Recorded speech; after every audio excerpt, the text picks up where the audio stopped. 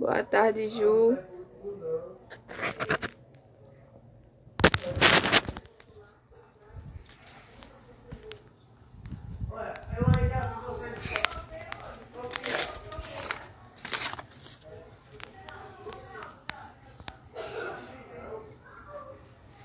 Boa tarde, gente. Só um momento.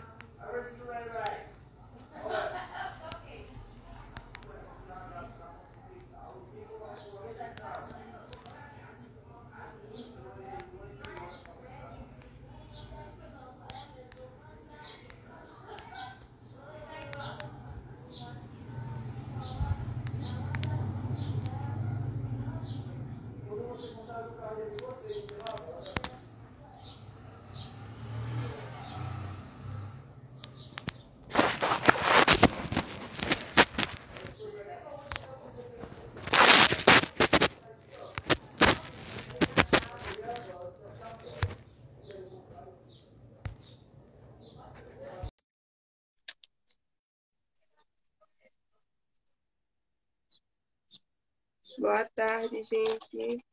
Vamos entrando. Boa tarde, Zago. Boa tarde, Como é que vai? estou bem. E você? Tô bem, graças a Deus.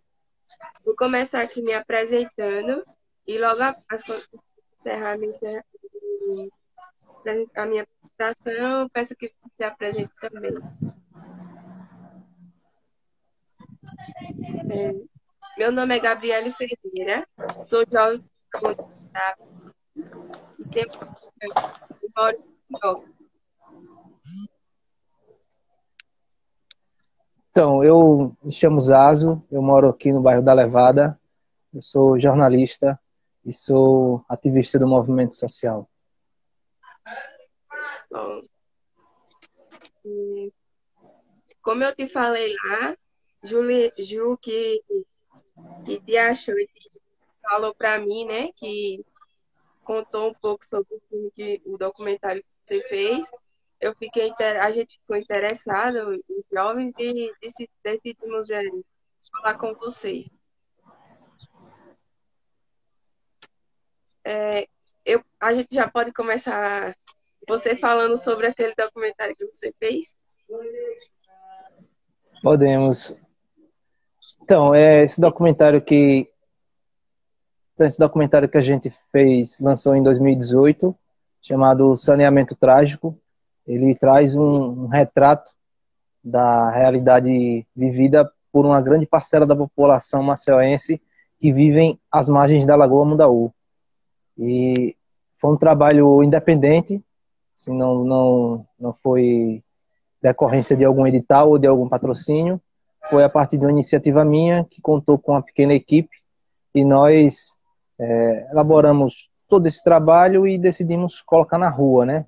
E mais recentemente, eu creio que em junho mais ou menos, nós colocamos ele abertamente no YouTube para que as pessoas possam acessar sem nenhuma dificuldade.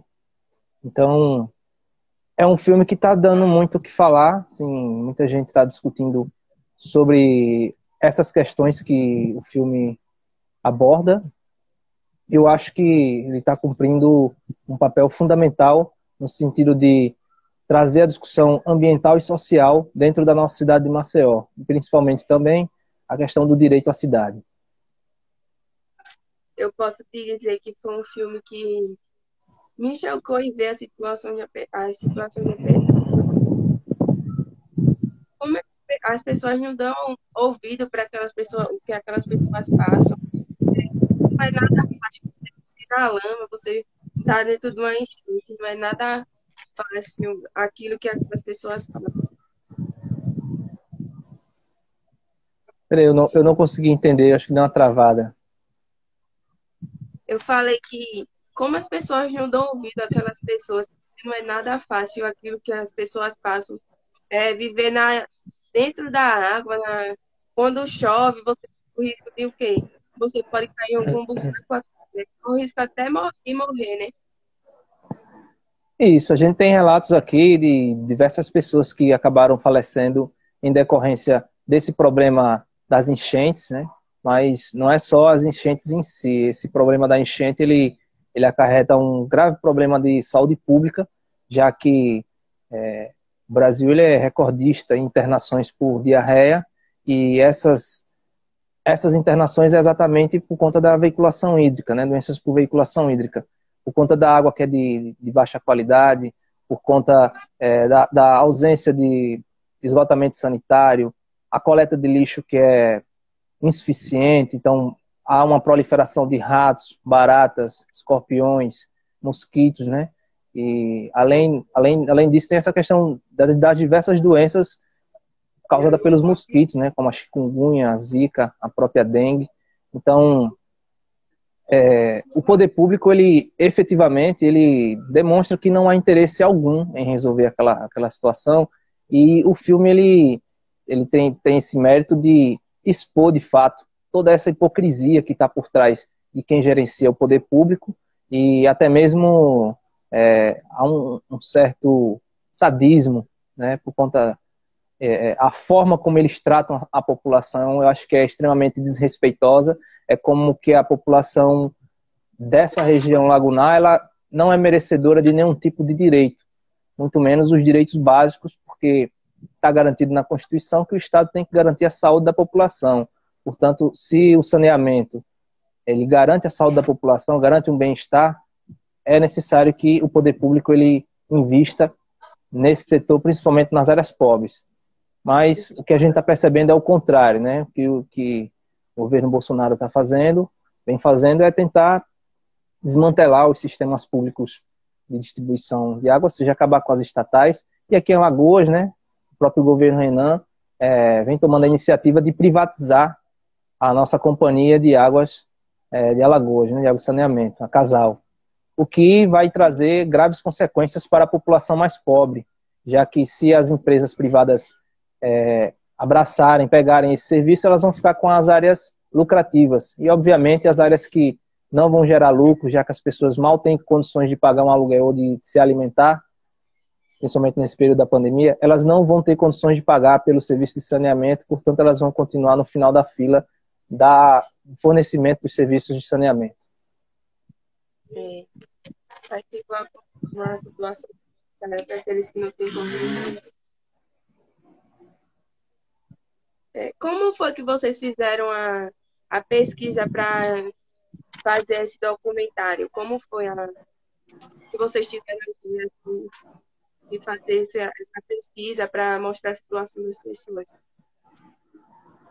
Bom, a pesquisa ela foi extremamente detalhada, né? Porque a gente teve esse cuidado de não tentar colocar alguma coisa dúbia, alguma coisa que levantasse qualquer suspeita ou informação falsa, né? Portanto, a gente foi nos museus, a gente foi também nas secretarias estadual, municipal, de infraestrutura para coletar informações. A gente foi em busca do mapa da rede de esgotamento sanitário da região central de Maceió para entender para onde é que está indo essas águas, de onde vem, para onde vai essas águas que chega aqui, né, nessa nossa localidade. Fui conversando com moradores mais antigos, conversando com historiadores, jornalistas, engenheiros, ou seja, foi cientistas sociais, advogados, médicos, enfim, foi uma gama, uma série de áreas que a gente tentou abordar e tentar trazer não só a faceta do próprio saneamento em si, da questão da saúde pública e tal, mas a questão da territorialidade, a questão racial, a questão social mesmo aqui dessa região, né? O que é que está por trás dessa estigmatização da população da Orla Lagunar, especificamente aqui do bairro da Levada, de onde surgiu isso, entender o que é o higienismo, né? Não só o higienismo no sentido da saúde pública, mas o higienismo social mesmo que eles aplicam na prática. Enfim, foi lendo artigos, procurando em livros, foi uma pesquisa extensa, e eu acho que, se prestar atenção, vai perceber que o filme ele mostra isso, que foi uma pesquisa extensa, densa, e alicerçada no real, alicerçada naquilo que outras pessoas dedicaram suas vidas estudando e escrevendo e dispondo essas informações para o público. Que eu acho que é um mérito, porque o poder público ele insiste em esconder, né, senta em cima das informações ou usa uma linguagem cifrada para que a população ela não entenda. Então, o que nós fizemos foi o inverso, foi decifrar essa linguagem e transformar numa linguagem cinematográfica e, mais importante, numa linguagem popular, para que até uma pessoa analfabeta possa assistir e entender o que acontece no bairro da Levada. Por exemplo, quando eu assisti esse documentário, tem coisas que mais, gente, quando eu assisti esse documentário, o que mais me tocou foi ver aquela situação ali e tem uma fala que me impactou, que foi, eu não lembro o certo nome do homem que falou isso, que ele falou assim, só Deus pode resolver. E eu fiquei para mim, Deus pode resolver, mas os homens têm que tomar a atitude primeiro. Não, não é só Deus querer botar a mão naquele lugar, querer ajeitar e as pessoas não tomarem atitude e não quiserem mudar. Tanto seja as pessoas que não joguem lixo ou as pessoas que. Ou o Estado, né, que seja responsável por aquela situação. Isso eu avalio que foi uma fala irresponsável por uma pessoa que estava à frente de uma pasta importante do município. E a gente abrimos espaço para que ele pudesse dar a resposta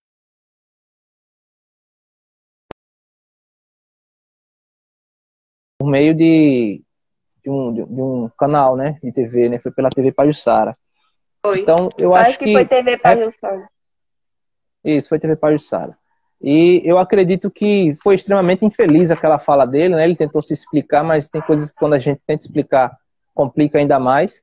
E ficou escancarado, né? Essa forma como eles tratam o problema, como se o problema não fosse um problema humano, né? É sempre colocando a questão, essas questões eles sempre tentam empurrar para a natureza, como se a natureza fosse responsável por tudo, ou como se o homem não tivesse a capacidade de domar a natureza em determinado aspecto, né? Já que Maceió, o próprio histórico, a formação da cidade de Maceió, ela demonstra que Maceió é um terreno totalmente alagadiço, né? Então, há áreas que a infraestrutura, a engenharia consegue solucionar esses problemas, como aqui também consegue resolver. Agora, o que falta efetivamente é vontade política para levar, quer dizer, a sanar esse problema desta população. O que mais te chocou em ver nas pesquisas? Talvez de tudo que vocês pesquisaram, tenham colocado no documentário. Mas no documentário, o que mais te chocou em ver o que foi a pública, foi que as pessoas estão vendo também? Eu acho que foi perceber que o problema não é de agora. Eu acho que é perceber que o poder público, as elites alagoanas, especificamente em Maceió, elas sempre trataram essas regiões alagáveis como regiões que é inútil fazer qualquer tipo de investimento ou o investimento é muito caro. Então, eu acho que uma das coisas que mais choca é isso, é você perceber que é uma problemática que se arrasta até por séculos, né? Já faz bastante tempo, e a própria situação social da população que reside nessa região, ela demonstra que gerações e gerações as pessoas não evoluem no sentido social, né? Permanecem na mesma miserabilidade. Então, eu acho que o que mais me choca, vamos dizer assim, é perceber que isso não é de agora e que provavelmente vai continuar se não houver uma organização popular independente que possa enfrentar isso e colocar os problemas na mesa. E até mesmo, eu acho que o filme ajuda nisso, ajuda no sentido de colocar a opinião pública a favor dos mais sofridos. Porque eu acho que é uma coisa desonesta que jornalistas aqui em Alagoas fazem bastante, é uma coisa, é um clichê, que é culpabilizar a população. Se percebe, principalmente na internet, aí os comentários, mas não é o prefeito que bota lixo no canal. Certo, não é mesmo, né? Mas e a coleta de lixo? Será que é suficiente? Se você for no mercado da produção, você vai ver que tem 2 containers para o mercado inteiro, praticamente, né? Então, é muito lixo que fica fora do container. Se você vai na praia, na orla marítima, você percebe que a cada bar daquele, cada barraca daquilo ali, tem um monte de container de coleta de lixo na frente, né? Então, a desigualdade e a violência institucional, ela está presente de formas invisíveis que as pessoas não percebem. E outra, qual a campanha educativa que existe, o que já foi feita em relação ao lixo nessa região? Não existe nada, né? Até as escolas municipais aqui da região foram fechadas e o filme denuncia isso. Então, é muito mais fácil você chutar quem já está caído, né? Culpabilizar a população por um problema que vem de cima. É um problema que vem se agravando cada vez mais, é uma situação extremamente complexa e eu não concordo com essa coisa de culpabilizar culpabilizar a população e blindar o prefeito. Eu acho que não o Estado, mas as pessoas que fazem parte daquela organização que mancham o nome do Estado, que não valorizam as pessoas pobres, as comunidades dos bairros, só quer valorizar as comunidades, os bairros mais, como que se diz, classe social mais alta. Para eles, que tem, por exemplo, que mora no Brajal ou na Levada, para eles, eu acho que não faz diferença alguma. Agora, quando for em questão de voto, aí vai lá, vai pedir voto, vai dizer que vai ajeitar a rua, que vai fazer isso, fazer aquilo, mas nunca faz nada, só coisa de político mesmo, só promete. Isso, a gente também demonstra isso, né? Esse jogo de maracutaia, principalmente nas vésperas das eleições, né? Que a população, é interessante aqui, cada pessoa que eu entrevistava, morador daqui da região, todos eles tinham essa mesma alegação, que o problema é que os caras só vêm na época da eleição, não sei o quê, e que tá todo mundo cansado disso, né? Porque quando faz uma vez, duas, ainda passa batido, mas durante décadas esse mesmo sistema, essa mesma coisa, né? E nada muda, só o que mudou vamos dizer assim, do começo, quando eu filmei para cá, foi o asfalto que foi refeito, colocaram lá aquele asfalto de piche, né? Aquele asfalto preto, mas não fizeram o que deveria ser feito, não tem escoamento de água das chuvas, não tem coleta de esgoto. A água mesmo encanada aqui, né? É de poço artesiano, não é uma água de muita qualidade, não tem água o dia todo, só chega forte mesmo à noite. Então, essa questão do saneamento, principalmente agora na pandemia, ela ganhou uma importância muito maior, né? Porque como é que as pessoas vão se cuidar, vão ter aquela higiene para se proteger do coronavírus se não tem nem água nas torneiras, né? E não é só um problema aqui dessa região.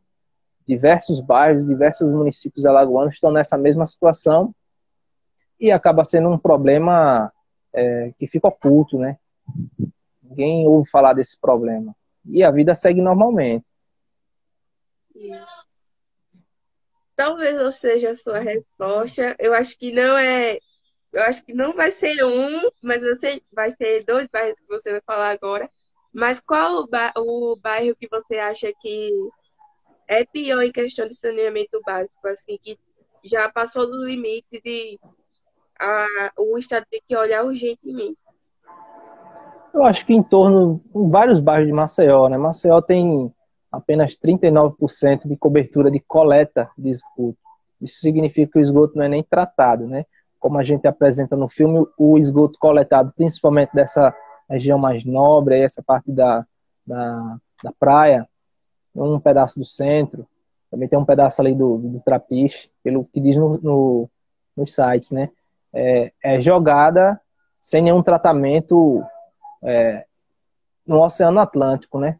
Então, se apenas 39% da população de Maceió tem acesso à coleta de esgoto, todo o resto desse esgoto está indo para algum lugar, né? Está indo para algum manancial, está indo para o Riacho Salgadinho, né? Está indo para a Lagoa Mundaú, etc, né?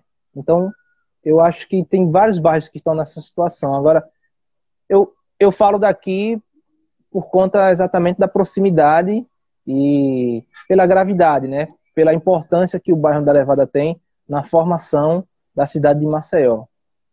Isso. eu acho, uma pergunta que eu vou te fazer agora eu acho que ninguém tem essa voz de falar assim, esse é o culpado, esse não é o culpado. Mas você acha que quem tem mais culpa?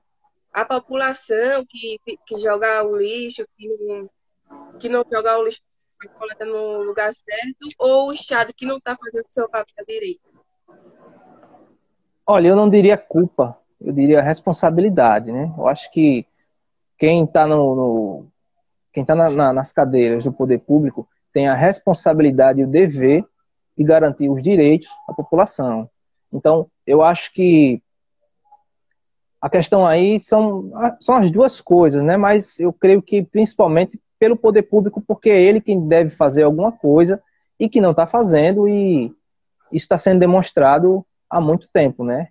Então eu acho que é necessário ter um diálogo mais próximo da população para fazer com que a própria população ela cuide do seu bairro, já que elas não se sentem cuidadas de maneira alguma, e o poder público cumpra a sua tarefa de garantir os serviços públicos, seja ela coleta de lixo, emprego mesmo, que tem que garantir para a população, melhoria na qualidade de vida de maneira geral, ou seja, melhorar o mercado da produção aqui, né, no bairro da Levada, melhorar as condições de trabalho daqueles milhares de trabalhadores, melhorar as condições de trabalho de quem sobrevive dos mariscos, dos pescados aqui na Lagoa Mundaú. Enfim, tem uma série de coisas que é necessário que seja feito e não está sendo feito, infelizmente, né?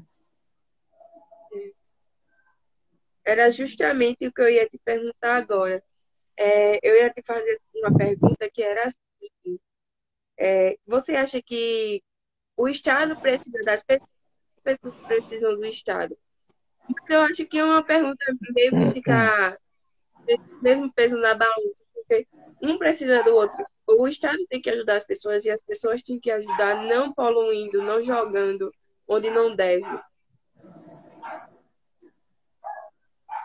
Isso, mas eu acredito que é preciso que haja uma atuação. Para que está servindo o Estado mesmo, né? Primeiramente, né? Eu questiono a função do Estado, né?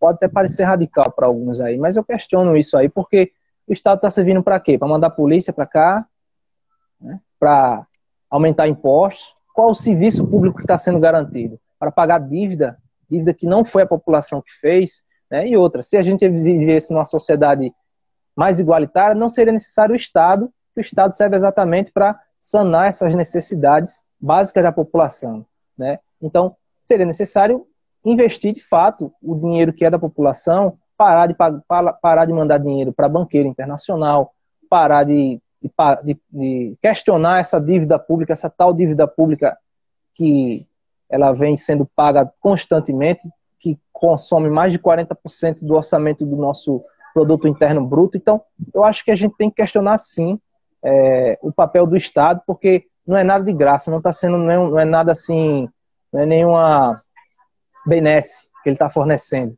É uma obrigação e a população não quer nada além que o Estado cumpra o seu papel. Cumpra o seu papel não deixando a população à toa, né?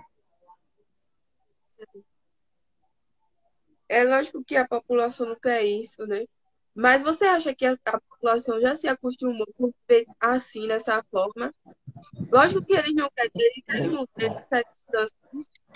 Quando acontecem essas coisas, eu acho que eles já estão tratando como uma coisa normal, já por ser quase uma rotina, né? Isso entra na normalidade porque nada muda e as pessoas perdem a esperança de que alguma coisa possa mudar, né? Mas eu acho que cada um de nós temos que fazer a nossa parte, e até mesmo uma live como essa aqui pode ajudar as pessoas a elevarem um pouco mais o seu nível de consciência ambiental e social e pelo menos se posicionar, né, diante das injustiças que aí estão. Como eu te falei, esse projeto é, é um projeto que eu não te falei, não, desculpa. Como eu não te falei, mas eu vou te falar agora, vou falar para as pessoas que estão escutando aí. Esse projeto, ele quer criar, ele quer criar jovens que no futuro possam lutar pela sua comunidade, pelo seu município, seu estado, seu país, mas que jovens conscientes, que saiba o que é certo e o que é errado, que possa futuro. Se você fizer agora, como é que você vai fazer no futuro? Você tem que começar a se desafiar de agora para poder no futuro lutar pela sua comunidade, pelo seu estado ou outra coisa. Isso eu acho que é uma iniciativa importante, né? Porque está levando uma discussão para ampliando discussões importantes ligadas a questões ambientais e sociais. Eu acho que é isso mesmo. A gente está cumprindo um papel fundamental nesse sentido da defesa dos nosso ecossistema, principalmente nessa região norte de Alagoas, né? Isso. Como você vê o Brasil assim, em questão de saneamento básico? Você vê o abandono dos políticos, não os políticos em si, mas do governo, do governo federal, ou você vê que eles se preocupam, eles querem mudar a situação, querem é, colocar a rede de coleta em todos os lugares? Como você vê essa situação? Eu vejo que, em escala nacional, é uma tragédia. E os números demonstram isso, né? Já que mais de 100 milhões de brasileiros não têm acesso ao saneamento. O Brasil é campeão em desperdício de água. O Brasil, por não cuidar, não cuida dos seus mananciais e não tem política de habitação adequada. Então, leva muita gente a estar construindo suas casinhas em beira de rio, em beira de lagoa. E, obviamente, isso aí agride muito o meio ambiente. Eu acho que o Brasil precisa avançar muito, mas quem está no poder não está ajudando nesse sentido aí, pelo contrário, está destruindo cada vez mais e está entregando, principalmente o filé, como se chama, né? Filé do saneamento básico para as empresas privadas, que, obviamente, se elas objetivam o lucro, muita gente vai ficar de fora desse serviço, né? É uma coisa muito grave, aprofundar ainda mais a desigualdade social e hídrica no nosso país, e que é necessário, eu acredito que é necessário defender as empresas públicas. Obviamente que precisa ter mais investimentos, porque o que acontece efetivamente é que a galera não investe na empresa pública, como é o caso de tantas aqui no nosso país, não investe na empresa pública, para que o serviço piore, e aí se justifique, se joga a opinião pública, ou melhor, a opinião publicada contra essa empresa, e ela acaba sendo vendida a preço de banana, né? Um exemplo prático foi a nossa CEAL, né?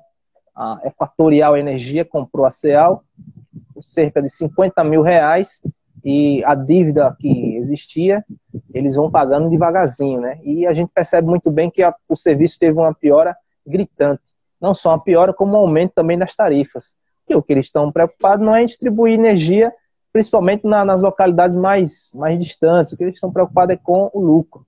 Então, a lógica de uma empresa privada, ela é outra, e ela é muito nociva, principalmente para aqueles que têm um baixo poder aquisitivo aqui no Brasil. Então, eu acho que tem o Instituto Trata Brasil, né, que tem muitos estudos em relação à questão da água e de saneamento, que lá está bem escancarado que a situação no Brasil ela é preocupante.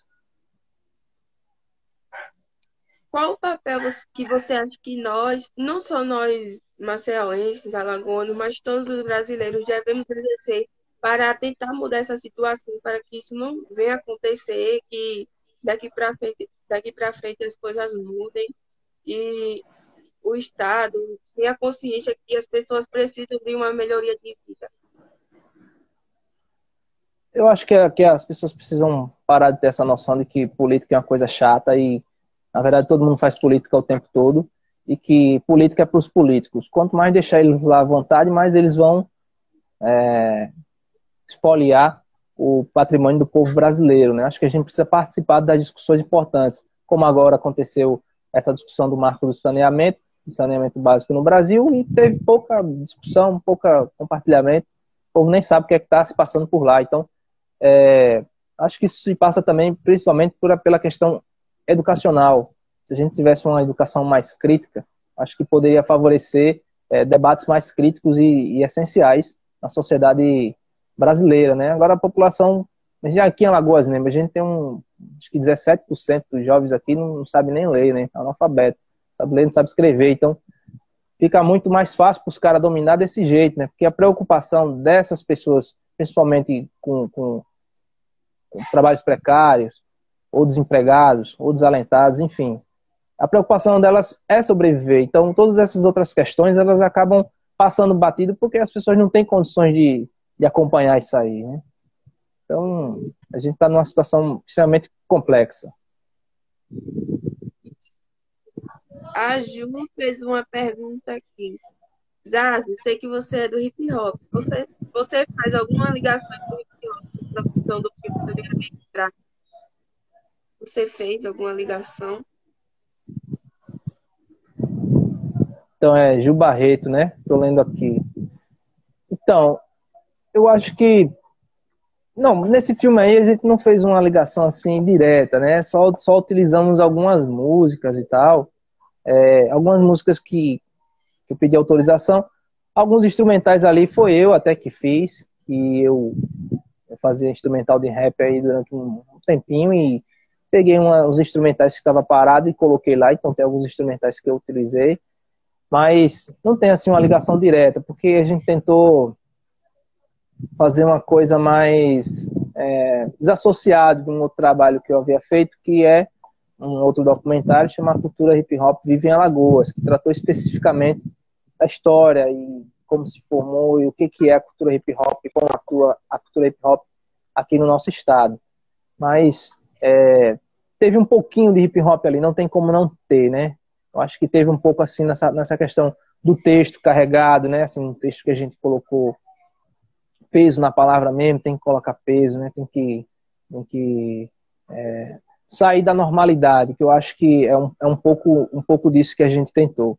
Sair um pouco do esperado, né? Que a gente espera. Então, acho que a relação entre o filme é mais essa aí. Quando eu acabei de assistir o documentário do Saneamento Trágico, eu fui lá dar uma stalkeada no teu canal do YouTube e eu vi um filme sobre relação com o hip hop hoje em dia. Tá com acho que 4 anos, apareceu lá que tava com 4 anos que já foi postado. Mas, cara, que coisa top. Não é só os jovens que participam, os mais experientes estão lá. E é muito massa, viu? Gostei muito. Parabéns. Também vi que citaram várias vezes o teu nome. Então, foram algumas produções que a gente, no meu canal lá no YouTube, algumas produções que eu participei, que eu fiz, e eu acho que é um pouco de mim ali, né? Aqui tem outra pergunta da Ju. O filme mostra a situação de retirada da Vila dos Pescadores de Jaraguá. O que você acha que pode ser feito para que o destino das populações de Alagoas não seja o mesmo? Não seja o mesmo, né? Então, tá cortando um pouco aqui, mas vamos lá. Eu acho que é diálogo, eu acho que é necessário ter diálogo com a população, né? Porque, geralmente, a prefeitura, o pessoal, os gestores públicos, eles se colocam na posição de dirigentes, né? E a população trata a população como se fossem os dirigidos. Então, como é que você vai fazer uma mudança num determinado bairro? Ou vai fazer uma mudança geral em toda a vida daquelas pessoas e as pessoas não são convocadas para poder opinar, né? Eu acho que é uma coisa extremamente complicada, né? Para não dizer outra coisa. Eu acho que seria necessário ter um diálogo mais próximo, porque como é que você vai fazer uma mudança na vida das pessoas? As pessoas não vão dar opinião alguma, né? Eu acho que precisa escutar as pessoas e fazer por onde beneficiar essas pessoas. Por exemplo, numa obra pública dessa aí, que é necessário que seja feita, por que não contratar os desempregados do bairro para fazer, né? Também. No caso, na construção civil. Por que não contratar? Por que não pensar em formas de aproveitar as nossas potencialidades, né? Então, eu acho que a partir do diálogo é que as coisas podem melhorar, né? Porque, por exemplo, quando eu fui fazer uma última cena lá desse documentário, que eu fui lá no Centro Pesqueiro, prometido, e atrasou anos, eu acho. Aí eu fui lá, né, para fazer umas cenas, e eu conversei com os trabalhadores lá. Os trabalhadores estavam há 3 meses sem receber, era uma equipe pequena para concluir aquele centro pesqueiro, E interessante é que não estava no projeto inicial, pelo que me foi dito pelos pescadores, um estaleiro lá no fundo para fazer e consertar barcos, né? Porque eles não sabiam que o pessoal fazia e consertava barcos ali. Então, o estaleiro ele foi feito a posteriori, exatamente porque não houve diálogo, né? O diálogo deles é uma coisa extremamente precária e decide na justiça, a justiça autorizou que a população fosse removida e teve toda aquela operação, aquela mega operação policial para tirar os trabalhadores dali, né? E usando vários subterfúgios, várias argumentações, ao meu ver, falsas, né? Como, lá é uma área dominada pelo tráfico de drogas, é um terreno que é da União, é uma ocupação ilegal, e não sei o quê. Então, eu acho que é uma situação extremamente complexa, isso aí, porque tem que levar em consideração a vida que as pessoas estão ali, porque não melhorar a vida das pessoas e fazer com que elas permaneçam ali naquela região. Então, pode estar por trás aí também essa questão da especulação imobiliária, uma limpeza social, porque essa elite, ela acha que o pobre, o preto, ele tem que estar longe, tem que estar longe do centro, tem que estar longe das praias, né? E servir simplesmente de mão de obra barata para enriquecer uma minoria. Eu acho que quando você tem a sua casinha, seu lugar de ninguém quer te tirar de lá, você não passa o que aquelas pessoas estão passando. Então, você não está sentindo o que elas estão sentindo. É, não é fácil você morar ali tantos anos e chegar de repente e querer tirar você dali, querer dar uma casa. E a vida deles, o que eles construíram ali? E que tem supermercado, essas coisinhas. Como é que fica? Vai ganhar uma casinha que só dá para morar, que nem eu vi um homem que falou no vídeo, não dá para morar nem um quinto. E aí, como é que eles vão vender? Como é que eles vão construir tudo de novo? Talvez eles não estejam na condição financeira como estavam antes quando construíram aquilo. Talvez eles trabalhem só para sobreviver. E as pessoas que tirar dali, chegar, não conversam, chega no dia atrás a polícia, várias pessoas, pessoal, e tá nem aí. Para eles acabou ali, a vida deles vão dormir, e aí para eles acabou. Agora quem estava morando ali, destruída, sua família destruída por causa disso, que fica sofrendo. E isso é uma política de cima para baixo, né? Que não dialoga com as reais necessidades da população e antes de implementar qualquer tipo de projeto como esse, eles fazem mil promessas, né? E a gente demonstrou que houve uma tragédia nesse sentido quando removeram uma parte da população lá da favela Sururu de Capote e construíram o conjunto habitacional Jornalista Freitas Neto e o conjunto habitacional Carminha. E depois foi dominado pelo tráfico de drogas e a miserabilidade lá é extrema, né? Nós entrevistamos um representante da Associação dos Moradores lá do Carminha, que ele denuncia isso, e prometeram muita coisa, e na prática não cumpriram nada, outras coisas que prometeram saíram depois de anos, né? Mas efetivamente muita gente perdeu a sua fonte de sustento, perdeu o seu trabalho, que estava principalmente ligada à questão da Lagoa Mundaú. Então, eu acho que é necessário ter esse diálogo para que a gente aproveite as nossas potencialidades, né? Porque se a Lagoa, se Maceió tem uma potencialidade nessa questão pesqueira, nessa questão lagunar, poderia aproveitar isso, né? Padronizar aquelas barracas ali na beira da lagoa, né? Quem sabe colocar até fruta para vender lá, né? Ou seja, transformar de fato aquilo ali em algo atrativo, né? E valorizar ainda mais a vida e o trabalho das pessoas que ali residem. Sim. Como estava falando antes, por que não tentar mudar a situação de lá, de que tira as pessoas? Porque isso vai ser muito difícil e acaba que as pessoas saem machucadas. Porque é uma situação que elas não querem sair de lá, elas não, porque ali é a vida delas, ela não sai, sai a força, sai depois e algumas até retornam depois, né? É uma coisa meio assim, sem sentido. Como ele falou, é mais aquele homem que falou que só Deus tinha, só Deus podia ajudar. Ele falou assim também. É mais fácil construir um conjunto novo de que fazer a obra para melhorar o bairro da Leva da Brejão, porque, meu Deus. Mas mal sabe ele que ali as pessoas construíram uma vida e que não é nada fácil sair de onde você construir uma vida que tem tudo ao seu redor. Mas ele também subestima quem sabe, o poder de resistência da população, né?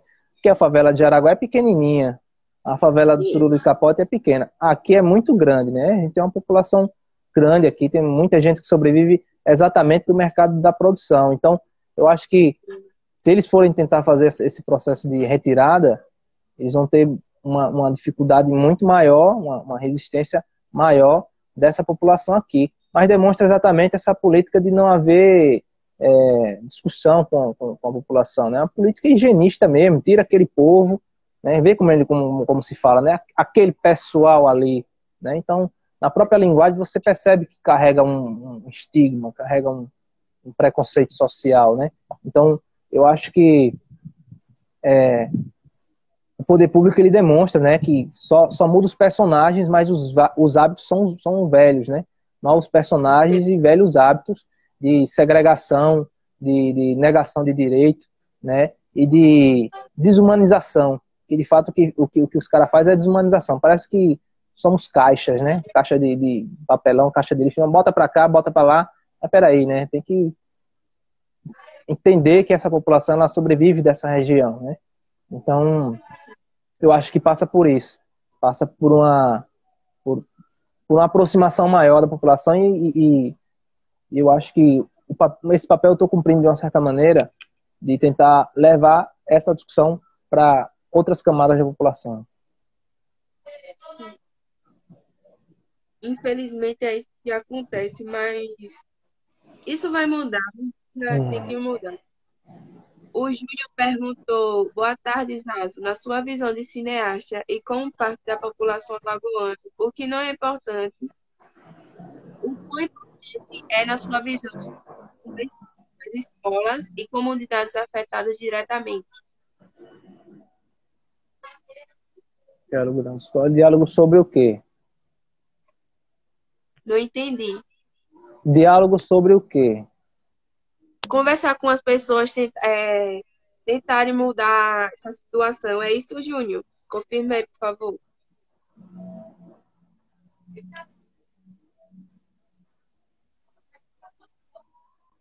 Só um momento, deixa ele responder.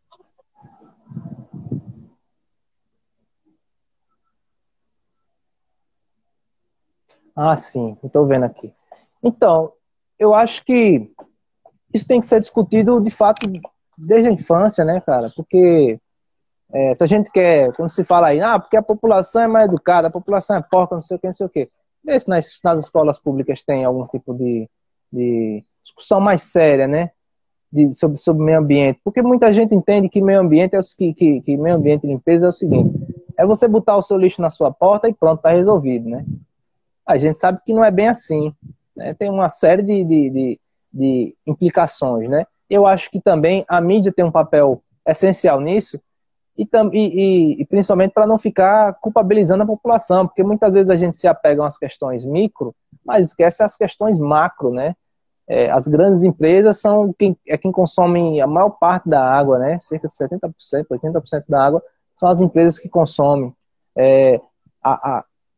As usinas aqui em Alagoas, por exemplo, elas poluíam bastante, né, os nossos mananciais. A nossa lagoa Mundaú, ela sofreu bastante.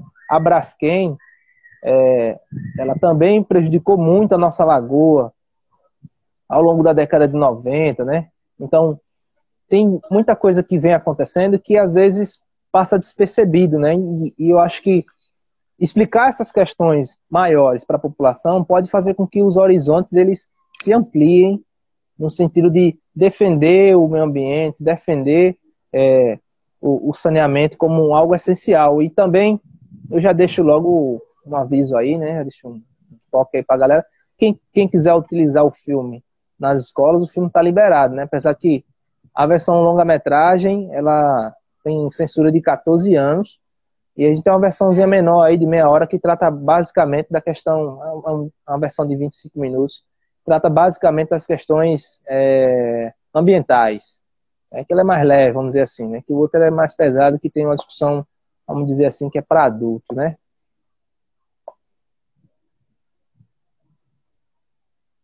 Tem um Instagram aqui que tá. Eu cuido de rios, que eu acho que ela falou para você que falou assim, fica o convite para tratarmos desse assunto bem nos canais. Eu cuido de rios do YouTube e Facebook. Eu acho que estão te fazendo um convite. Isso, estou vendo aqui. Vou acompanhar em breve. Alguma pergunta, pessoal? Deixa eu ver se eu perdi alguma aqui. Valeu, Nelson Reis. Nelson. Salve, Nelson Reis.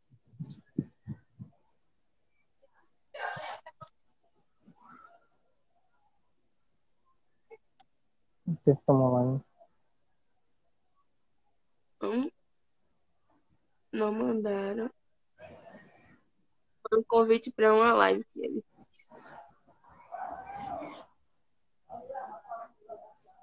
Alguma dúvida, pessoal? Querem perguntar alguma coisa aos as... O comentário está aberto para vocês. O espaço está aberto para vocês perguntarem. Com vocês, José, que top, hein?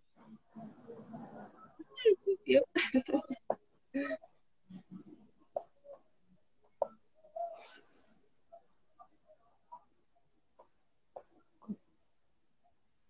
Eu topo. Certo, a gente marca um dia aí, eu posso participar também.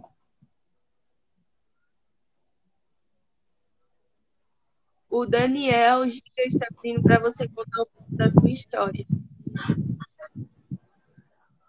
Então, minha história, Sim. bem, eu, eu vim do movimento hip hop, né? Eu acho que a cultura hip hop ela me ensinou muito nessa questão de se posicionar criticamente. Só um momento, eu vou sair aqui rapidinho. Pode falar, estou escutando. Então, eu acho que eu vim da cultura hip hop, né? Eu atuei durante muito tempo na cultura hip hop, construindo movimentos de rua, né? A movimentação de rua, break, já participei de questões de rap, já grafitei, enfim.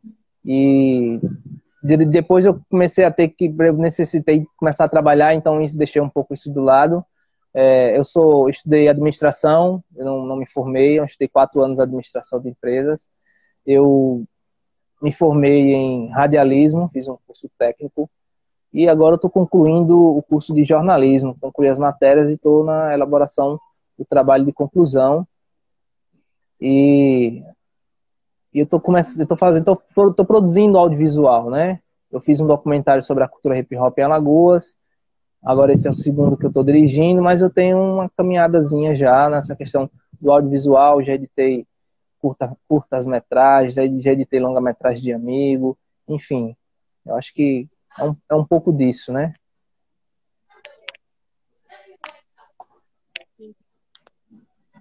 Você entrou pro movimento hip hop por quantos anos? Acho que com 15 anos eu comecei a me envolver com break dance, né? E depois eu comecei a praticar outras coisas, principalmente na questão de organizar as atividades de hip hop, né? Organizar eventos, organizar festivais, essas coisas, né? E até hoje continua na cultura, com a cultura presente na sua vida. Eu continuo, mas com um pouco menos de intensidade, porque eu preciso cuidar de outras coisas também, né? Então, Sim. no momento, principalmente agora na pandemia, tá um pouco de lado essa questão aí. Bom, vamos lá. Já tirei o print, Nelson Reis. Acho que é Nelson Reis. A gente encontra essa história.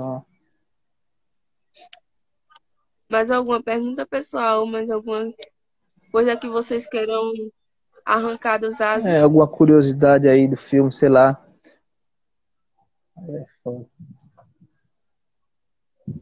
Eu tenho uma curiosidade. Quantas pessoas, assim, aproximadamente participaram dessa, como que se diz, desses bastidores do filme? Foi só você que gravou, que narrou, como que foi? Então, acho que foi aproximadamente umas 12 pessoas. Eu não posso lembrar todo mundo agora, né? Mas tem algumas pessoas que foram essenciais na construção desse filme, né? Pode parecer que foi tudo eu que fiz, mas não foi, né? Boa parte daquilo ali que foi filmado, fui eu que filmei. Então, eu vi com meus próprios olhos, digamos assim. E teve a participação do Lutero Melo. Ele ajudou na questão do roteiro. Tem a produção também da Paula Araújo, o Jairo Silva, o Pablo Gomes, que ajudou com a tradução em inglês. E eu vou colocar essa versão em inglês, já deveria ter saído, mas vai sair essa versão do filme legendado em inglês, né? Uma versão em inglês. Teve ajuda de muita gente, né? Teve o Júnior, que ajudou sendo motorista, teve a ajuda do Sérgio Santos, teve a ajuda do Marcelo, advogado, que ele deu uma assessoria jurídica também para que a gente pudesse se blindar de qualquer processo que pudesse ser aberto contra a gente. Teve o Alan, que fez umas imagens de drone pra gente, né? Alan Drone. Enfim, teve uma galera aí que participou, né? E foi todo mundo assim, na camaradagem, todo mundo que acreditou na ideia, né? Mas não foram só essas pessoas, porque conforme eu fui fazendo o filme, eu comecei a fazer ele em 2011 meio que sem pretensão, a gente fui dialogando com muitas pessoas, né? Então, eu colhi informações de muita gente, opinião de muita gente, se eu fizesse assim, se eu fizesse assado. Então, cinema não tem como ser individual, apesar que tem o diretor, mas é um trabalho coletivo e é um trabalho que ele tem que ser feito planejado, né? Com planejamento. Então, eu comecei a filmar em 2011 e eu vim filmando de 2011 até 2016 todas as enchentes, todos os anos eu fui às ruas e fui filmando. E eu acho que eu tive uma facilidade, principalmente por ser dessa região aqui e as pessoas não desconfiarem, né? Porque o povo fica meio desconfiado de ver pessoas com câmera aqui, porque a repressão policial aqui é muito pesada, o pessoal pensa que é negócio de polícia, né? Tá derrubando serviço, como se diz. E as pessoas, por me conhecer... Então, eu não escutei, deu um corte. Ser morador ajuda nessa questão das pessoas criarem confiança com a câmera, serem gravadas, serem falar. Isso ajuda bastante, né? Porque a pessoa fica mais livre, né? Para falar, apesar que a gente não tem como fazer algo 100% natural, né? Porque só o fato de você estar com a câmera ali, você está influindo no real, né? Mas muita gente teve uma boa vontade e quiseram participar, né? Eu acho que uma das coisas que mais me orgulha, vamos dizer assim, é quando eu vejo que as pessoas mais simples falam comigo, que viu, que tem gente até que nem acredita que fui eu que fiz, né?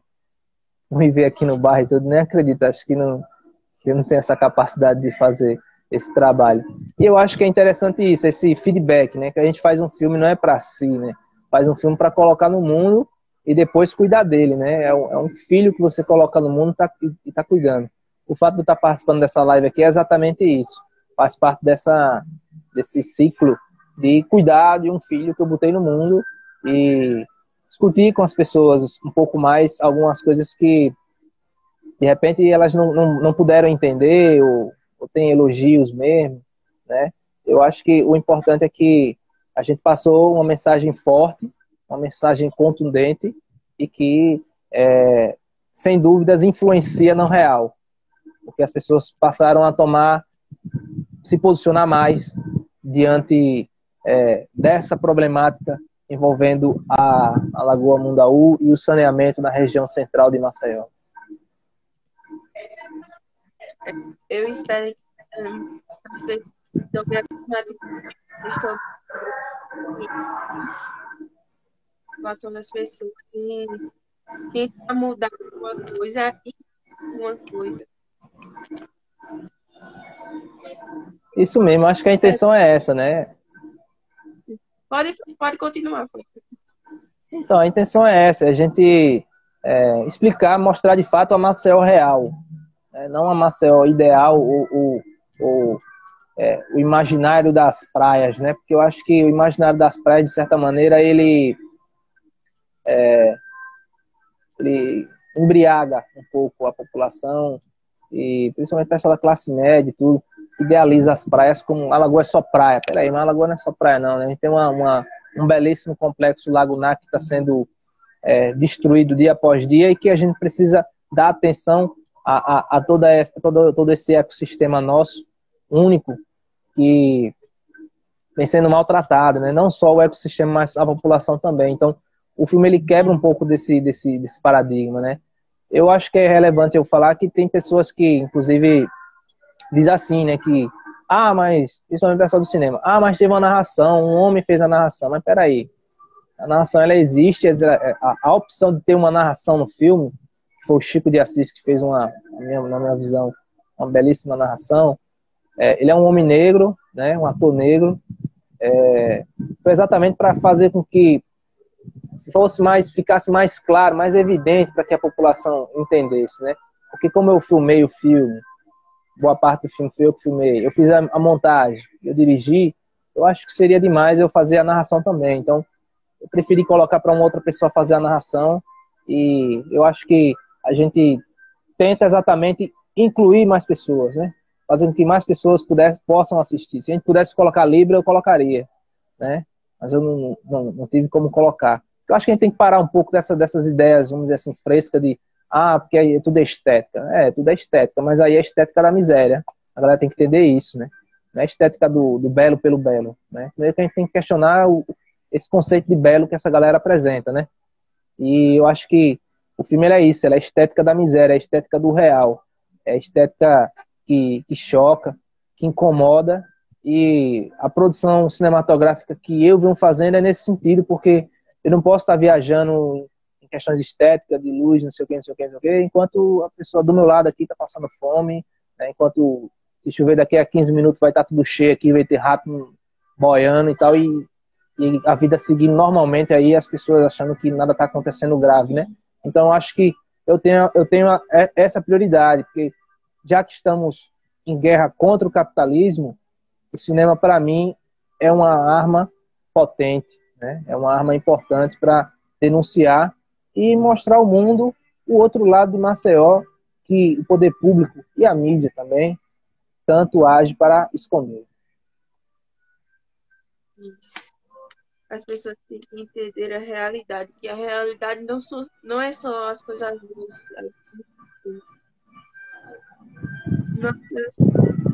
Eu acho que a gente está encerrando, né? Mas pode continuar o que você ia falar. Não, é isso. Eu acho que acho que fica a dica aqui para a galera assistir. Professores, estudantes que quiserem acessar esse trabalho, está aí à disposição, né? É só acessar lá saneamentotragico.com ou procura no YouTube lá, Zazo MCZ. Procura o filme, indica para os amigos, que eu acho que é isso, que a gente tem que ser uma força potencializadora desse conteúdo, porque está tratando de vidas, né? Vidas humanas, vidas de pessoas que são tratadas com invisibilidade. Espera um pouco. Espera um pouco, eu venho já. Espera um pouco. Vai encerrar, eu acho, viu? Se encerrar, a gente volta com outra.